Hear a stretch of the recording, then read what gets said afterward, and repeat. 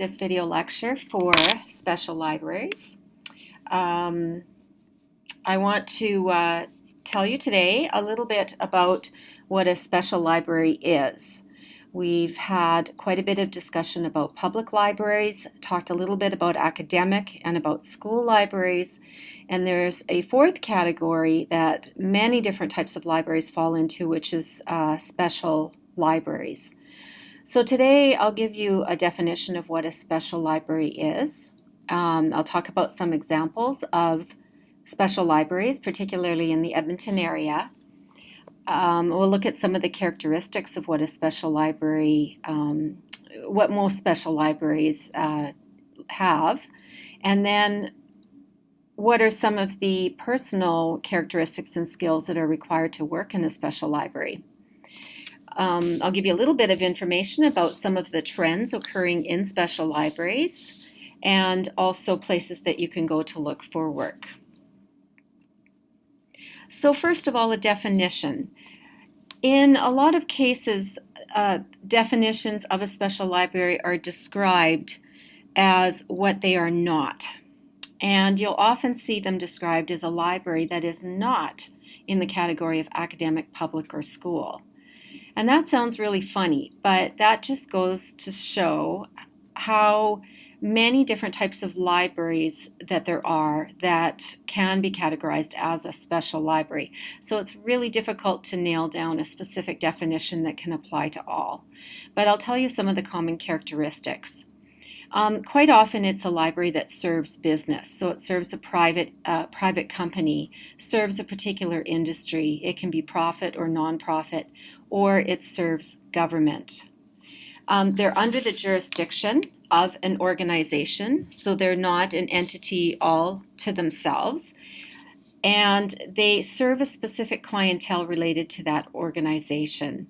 And that clientele is fundamentally the most important part of their existence, is to serve that particular organization's clients. And that's different, you can see, from a public, academic, and even a school library. With a public library, the public library does not exist to serve people that work for the city of Edmonton. Edmonton Public Library exists to serve the community and the public, regardless of where they live. But special libraries are often closed stacks, or at least they are closed doors to anyone who does not work for that organization. And that's different than academic and public libraries. It's perhaps a bit more similar to a school library in that sense, in that access is restricted. So sometimes specialty collections in academic libraries are also called special libraries. So you might find in a larger academic institution like the University of Alberta, there will be specialized libraries that have a smaller staff that are whose mandate is to serve that particular clientele, but they would still be open and accessible to the public. You might see some alternate names for special library in the literature or when you're doing a job search. So you may find it called information center. It might be called a research or a corporate or a company library, or it could be called a knowledge management center. So there will be a variety of titles for it. It won't always have the word library in the title. How it is different from other libraries. Well, first of all, what is similar to it? What's similar between a special library and other types of libraries are the basic functions. The basic functions of the library are the same. They all exist to gather and protect data, right? Gather and protect information. They all exist to organize and store that data or that information with a particular set of rules. And they all exist to distribute that information to the users. So that part of it is the same. Quite often special libraries will look very much like a traditional library, where it will have a print collection, a static print collection, it'll have some electronic resources available, and it'll have staff that help direct people to those resources. So the main distinction then is the structure of the special library. The library exists and all of its tasks are closely related to the activities of the parent organization, and its main mission is to support the operations of that main organization. The clientele is primarily staff members of the parent organization as well, so you won't often find members of the public that will have access or will want to have access to that special library. There are exceptions to that, and you can think of what those exceptions might be when I mention some of the special libraries in Edmonton. The service is usually value added, and that's something that you'll see mentioned as a phrase when it comes to special library work. Where in public and academic and even school libraries, those libraries exist to a certain extent educate the user on the library and on accessing information. Whereas in a special library, the primary purpose is to access that information for the user and provide that value-added service.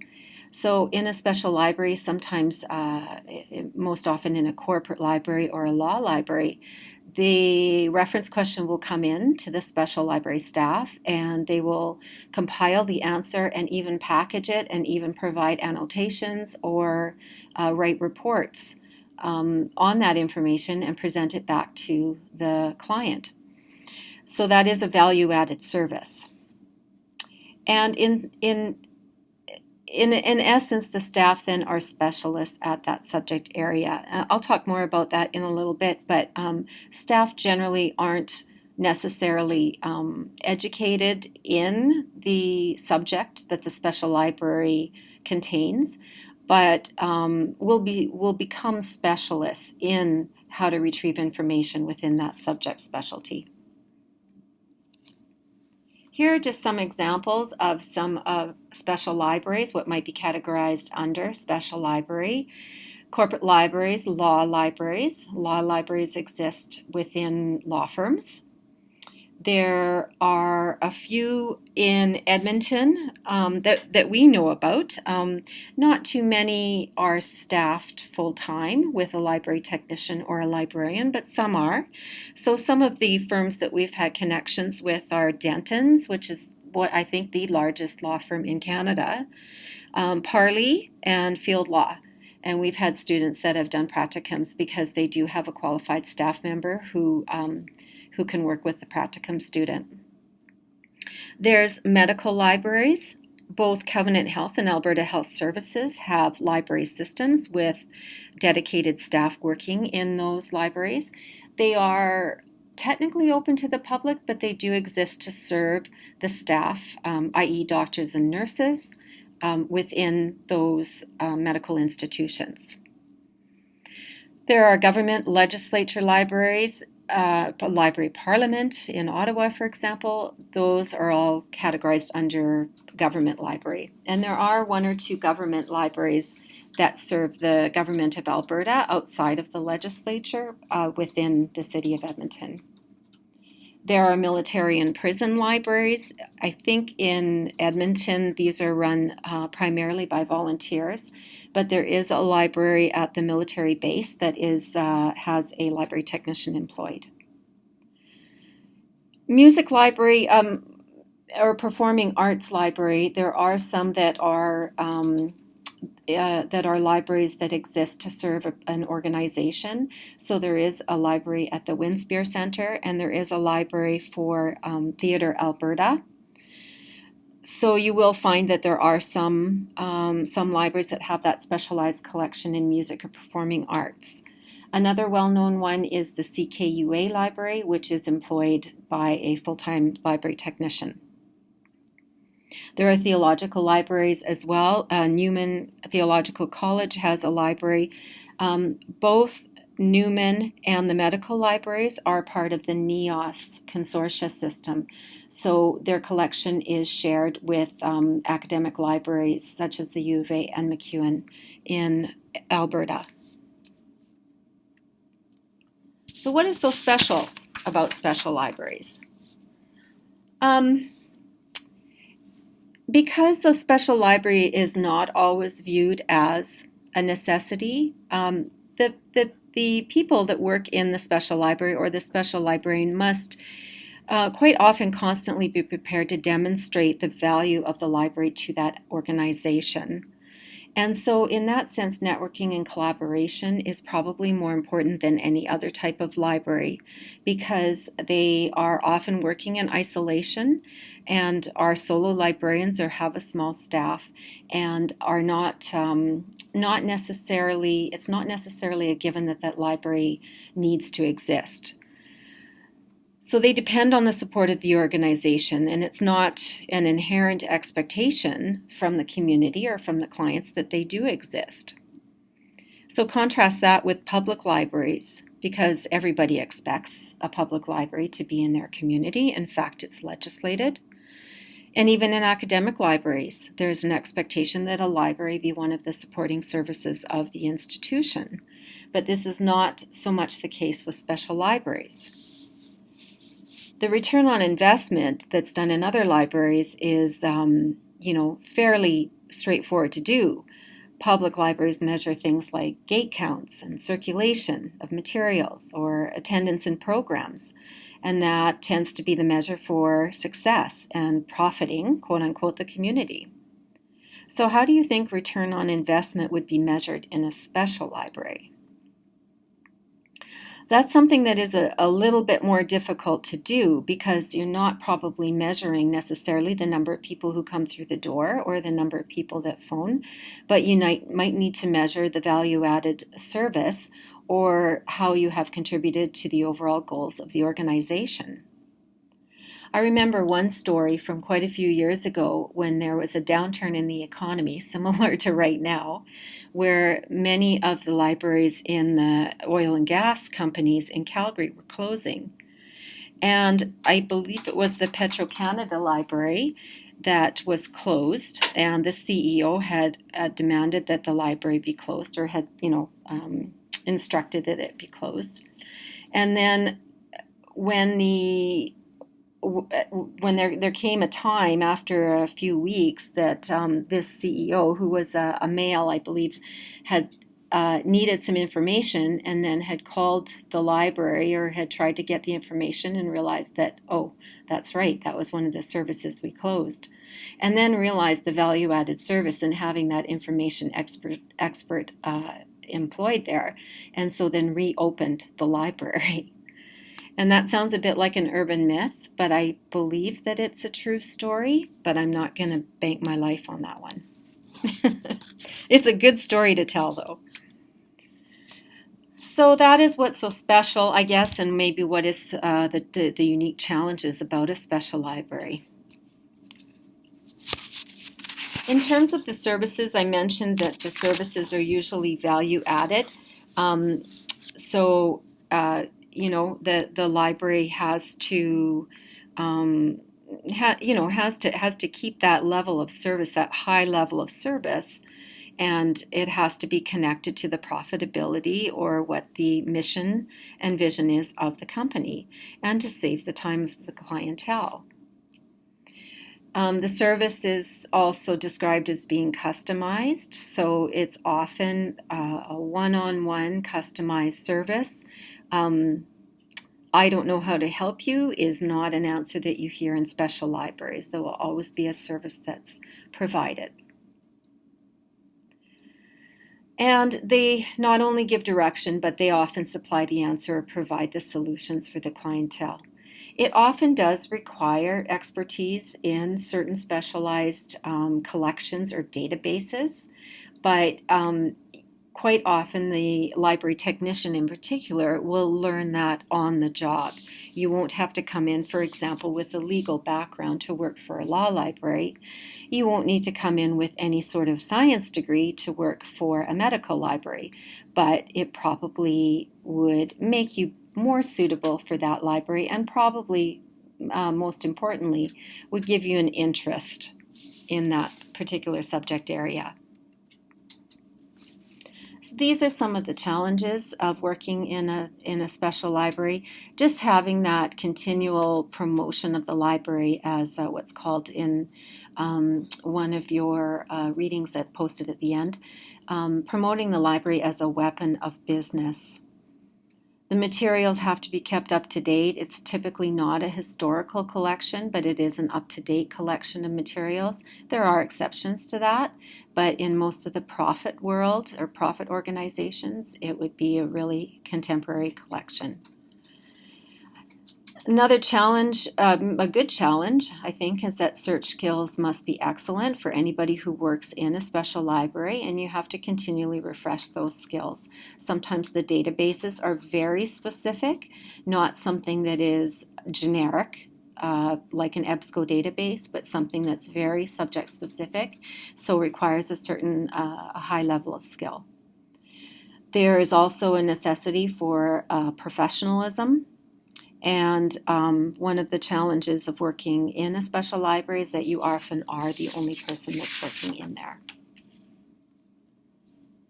So if I go back to the professionalism point, some of the competencies to work in a special library, one would be a commitment to information service or a commitment to that value-added level of service. So wanting to spend time with the customer, with the client, and really understand their subject area and what their need is, and be willing to, dive into the deep end and work with them through to the very end. It's helpful if you have an interest in the main subject fields of the parent organization, or some knowledge and expertise in that area.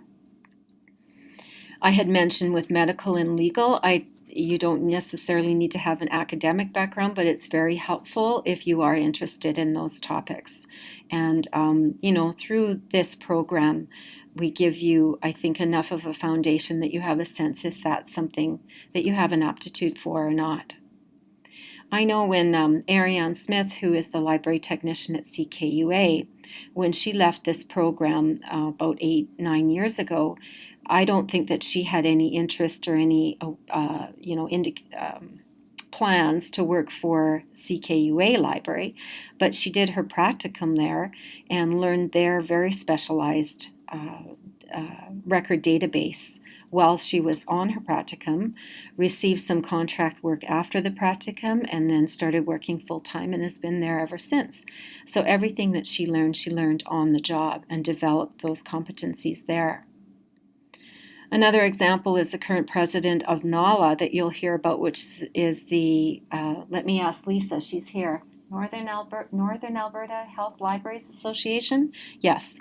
So the Health Libraries Association for Northern Alberta has a very active, fantastic association. And the president of that does have a medical background. But works as a librarian, so she, in that case, does have that specialization. But to work in a medical library, the technicians that we've had that have received jobs there in the last few years did not necessarily have that background, but they certainly had an interest in it.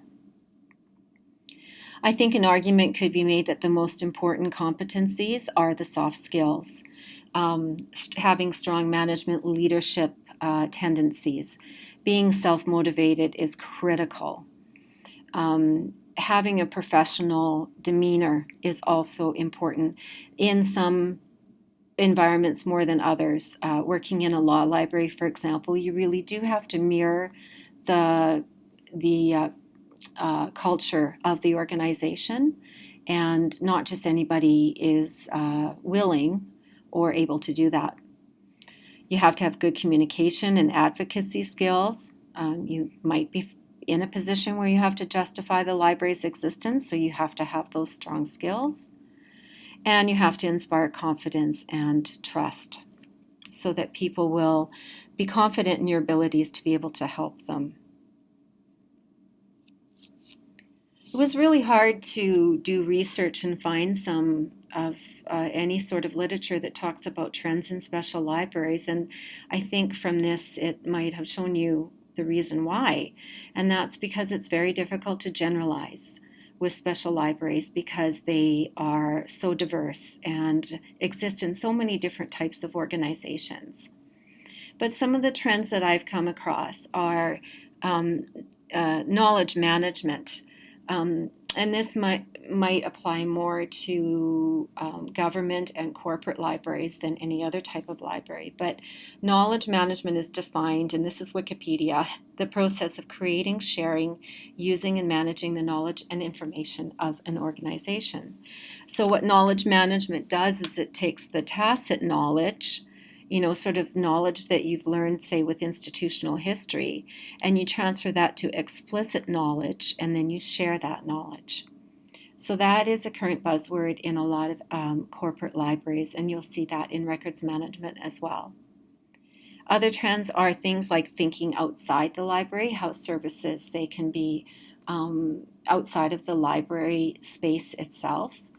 Outsourcing of services within the library. So let's say outsourcing your cataloging and technical services. And also talking about consultant services. So perhaps working as an independent consultant that, does sort of special library type work, but not in a physical space. There's talk about digitization projects and institutional repositories, so the special library playing a role in creating a repository of any institutional publications. And there's also talk about big data. So data helps companies make better decisions, is what's been said. And so how that started is the impact of the ready availability of data. As we know, digitization makes it very easy to collect that data, and the value created when there's a value created when this data is shared. So just the management of these big pieces of data. So you'll hear buzzwords like data mining, open data, data curation, data management, things like that. So the library working with data as opposed to working just with collections. And of course, this does not apply to all special libraries, but it is something to keep in mind when you're thinking about company libraries. And then finally, if this is an area that you are interested in, there's a number of places that you can go to look for work. Most libraries will post in one of these sites. I've given you a couple of specific subject-specific sites. The Edmonton Law Libraries Association and the Northern Alberta Health Libraries Association are both organizations that will post jobs that are available in those types of special libraries. Outside of that, I know corporate libraries or corporations, government libraries, specialized libraries and nonprofits will typically post in the Foothills Library Association job line.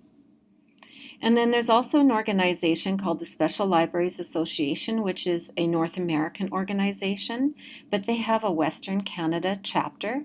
It's, for the most part, it's most active in Calgary because of the oil and gas industry. But Edmonton, certainly anybody can be a part of that chapter. And I've provided the link. You can go to that link if you're interested. They do provide links to other job posting sites because in some cases the jobs won't be posted within a library site, but it'll be posted, say, on Indeed.com or some sort of site that covers corporate job openings. The Western Canada chapter does have a student membership. I believe it's about $50, so it's not particularly cheap, but it might be worthwhile if it's something that you're considering doing in the future. I've just provided you with some references that I've used to do this lecture. And certainly some of these types of libraries and some of the people that work in some of these libraries you will be meeting over the next year and a half because they'll be coming when we talk about different units, different subject units in your classes. So thanks so much for listening, and I hope that you all have a wonderful weekend.